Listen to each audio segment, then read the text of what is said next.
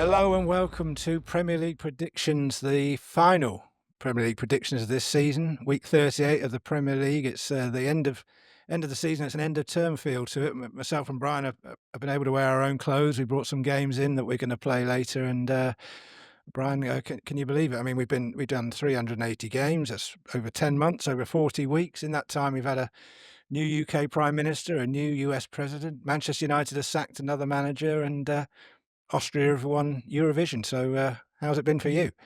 Well, it's been wonderful, Matthew, and hasn't time just passed so quickly because we've had so much fun doing this. If it wasn't for this, my life would be turgid and boring. Yeah, well, that I can't believe. But I mean, in all seriousness, we have been through thick and thin. We started this back in August. We've gone right the way through. We spent most of Christmas together, much to my enjoyment. And I just wonder, as a season as a whole, I mean, there must be a few highlights for you. I can't imagine for 1 minute you thought Liverpool would win the league, and we've got some I success think we did stories. say, I mean, they did say, maybe not in the, said to your mate, didn't they, that they thought Liverpool would win the league early on because of the way they started and the form of other teams. Certainly, there's plenty of other things that have happened with regards to league position that we wouldn't and would be profoundly wrong.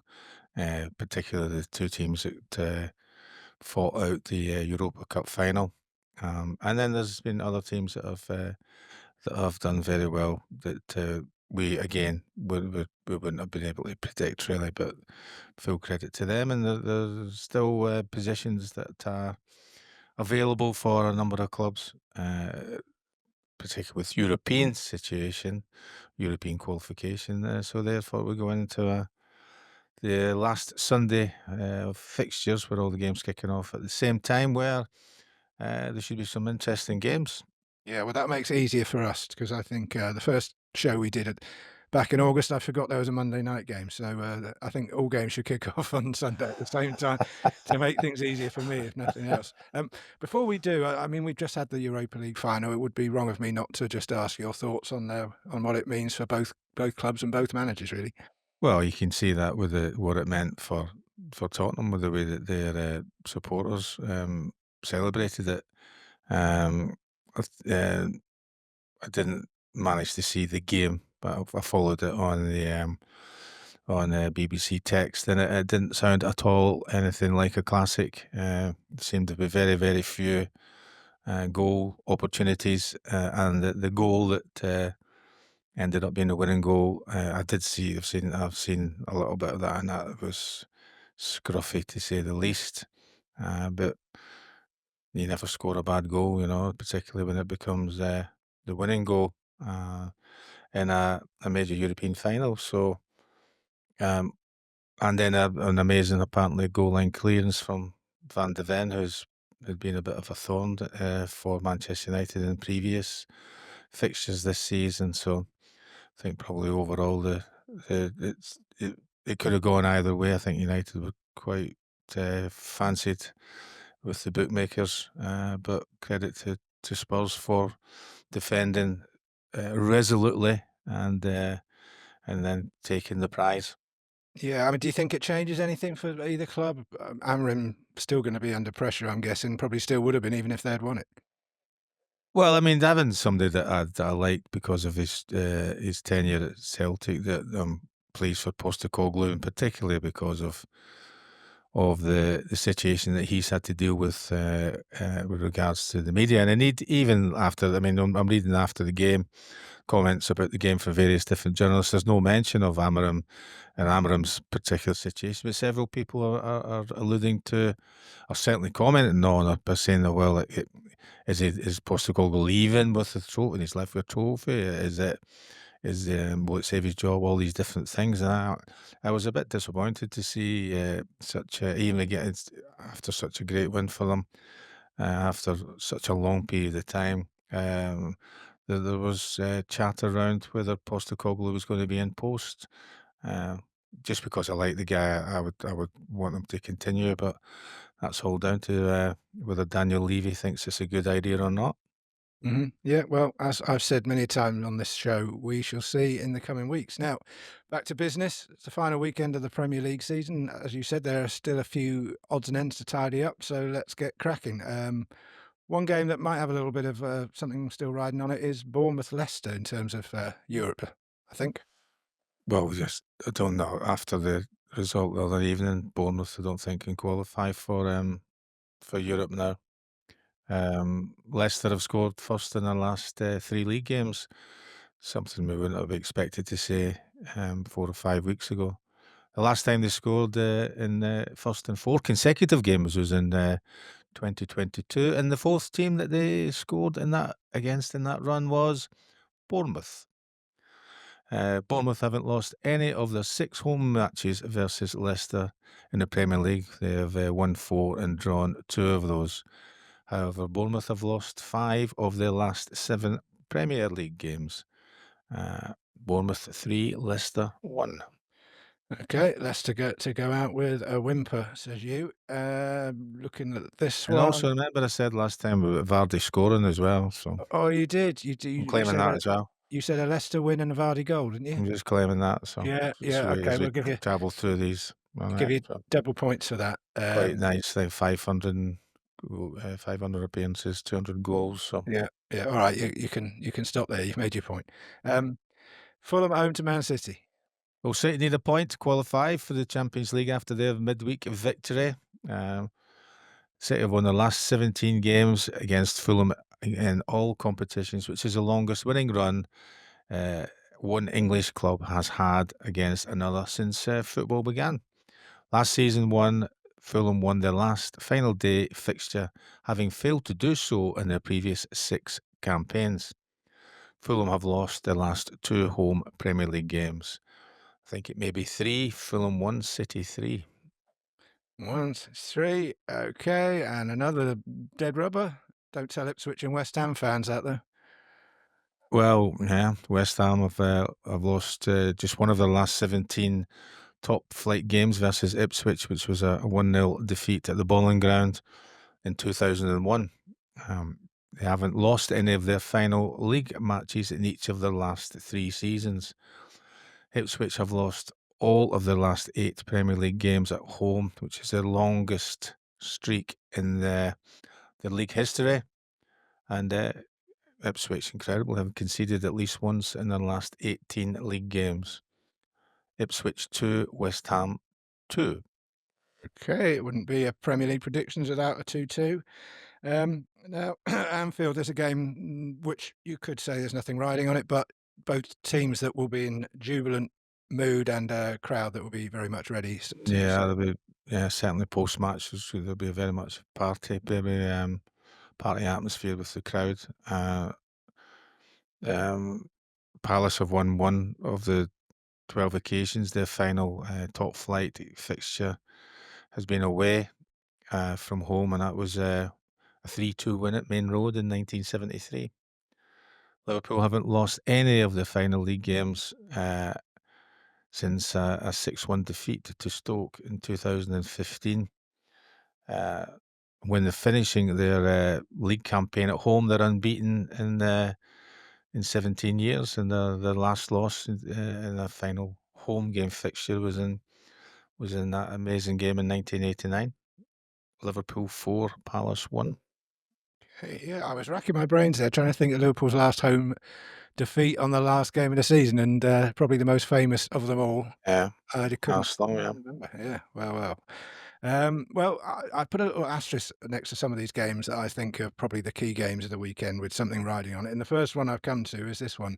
Not so much for Manchester United, but Aston Villa go to Old Trafford with their Champions League ambitions. Yeah, well, that's exactly right, Matthew. There's f- all the teams below second have a little bit to do in order to secure their Champions League credentials for next season. Villa have to kind of rely on results from other games in order for that to be confirmed, but they need to win the game. I don't think there's any other result will be favourable for them at all. And this may be the best time for them to go to Old Trafford, considering that Manchester United will be obviously upset from the result in the Europa League final. In the last 26 final league games away from home, Villa have won once, which doesn't augur that well for final league games, and that was at Stamford Bridge in 2002. However, they've won 9 of their last 11 Premier League matches.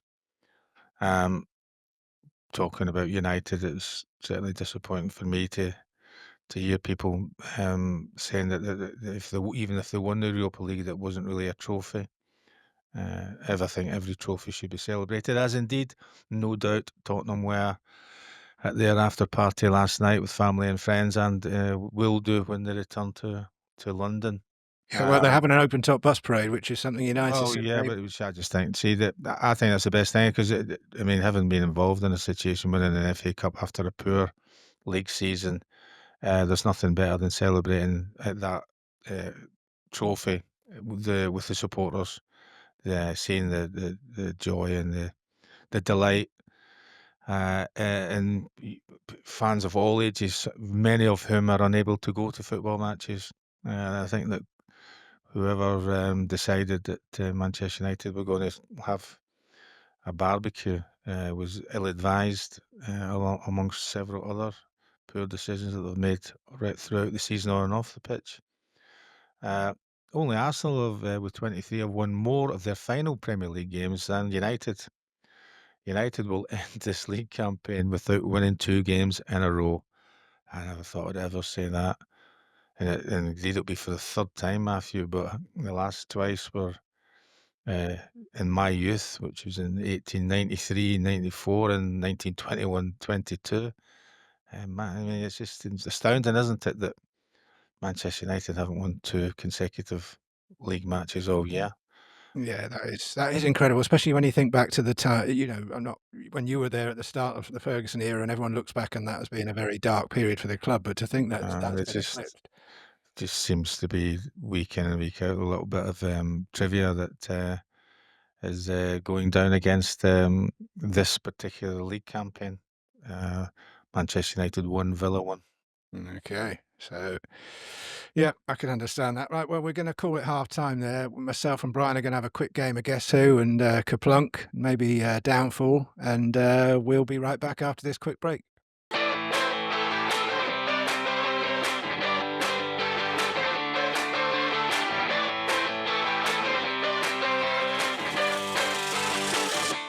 Hello, welcome back to the second half of week 38 of these Premier League prediction shows, the final show of the season, the last day of term. It's all very exciting, even if it's not necessarily on the pitch. And we're going to start back up the second half with another team that are eyeing up those Champions League places. It's Newcastle against Everton. Everton have only kept more clean sheets against West Ham and Liverpool than they have against the Magpies in the Premier League era. They've only won 1 of their final league matches in the last 8 seasons. A Newcastle win will see them qualify for the aforementioned Champions League, I think, for the 2nd time in 3 years. And they've won their last 6 home Premier League games. And I think that'll stretch to 7. Newcastle 2, Everton 0. Okay. And next up, we've got another, probably the game of the weekend, you could say, if you're going to pick one Yeah, I on this think final, don't you? It's, from an outside point of view, yeah, and indeed, I suppose for the protagonists who are involved in the game, it's all too well, certainly in European terms, UEFA Champions League, because both of them have already qualified, and it's going to be a massive game in Nottingham. Chelsea are winless the last 3 times they ended a league campaign away from home. And only Liverpool have had more shots than them this season. And Cole Palmer, who has been kind of out of sorts a little bit recently, but had a couple of reasonably good games, has created an incredible 87 chances for his team this season. And Forest need to win, and they need Villa not to win to qualify for the Champions League. They've now gone, after having so many clean sheets early on in the season, they've gone 7 games now without a clean sheet. Forest 1, Chelsea 0.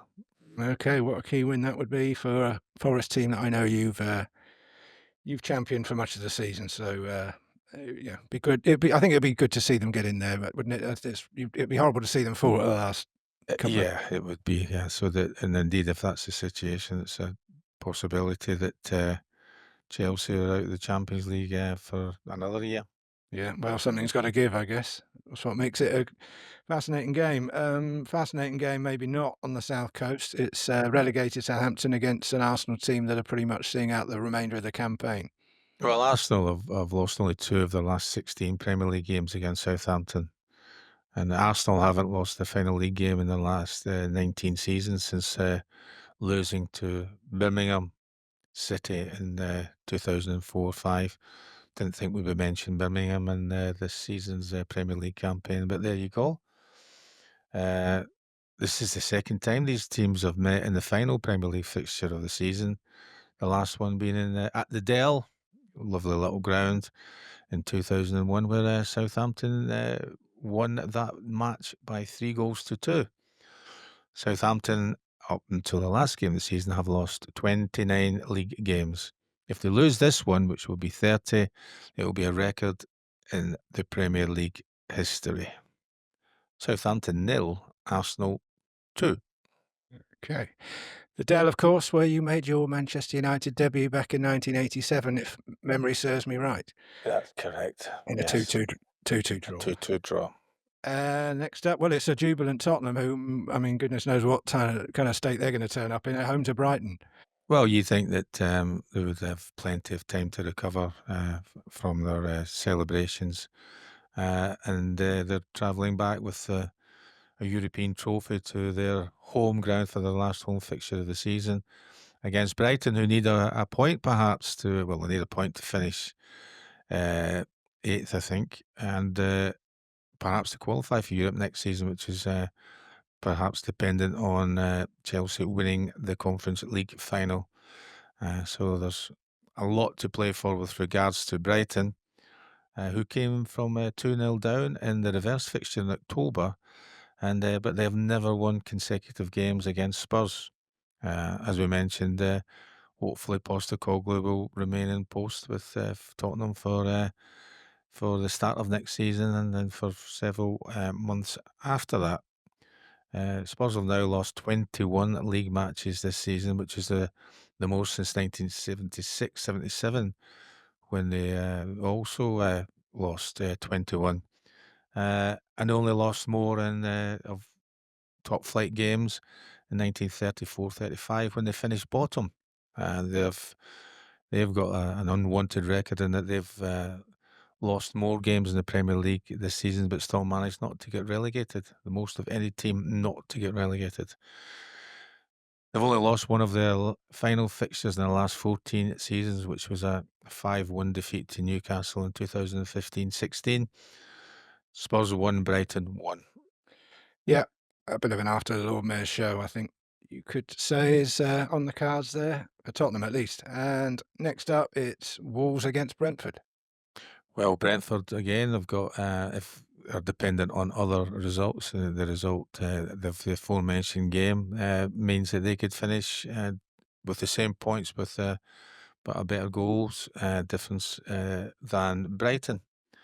It may be sufficient for them to qualify for Europe next season. Again, dependent on other circumstances. And Wolves and Brentford's games this season, there's been 121 goals.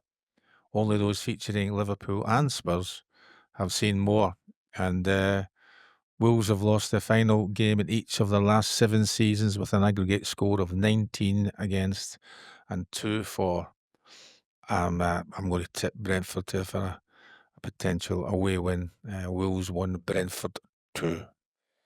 Okay, Wolves 1, Brentford 2, and that, Brian, is our 380th and final prediction for this season. The curtains come down on the campaign, the fans are drifting away, the terraces are being swept. All that's left for me to say is thank you so much for your input this season. It's been great spending every week in your company. Enjoyed every minute of it. They think it's all over. It is now. We'll see you again soon.